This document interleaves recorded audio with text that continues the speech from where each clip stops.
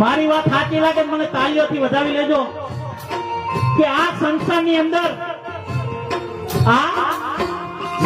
અંદર દરેક સાસુમાં જો માં બની જાય અને વહુ જો દીકરી બનીને રહેવા માંડે ત્યારે અમારા વડીલોની ઉંમર 50 વર્ષ વધી જાય. મારા બાપ 50 વર્ષ વધી જાય હો.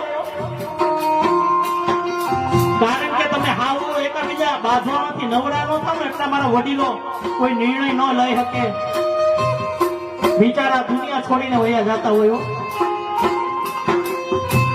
એટલે ખાસ હાહુઓને ખાસ નમ્ર વિનંતી કે તમારી હાહુમાં હોય ને તેની સેવા કરી લેજો.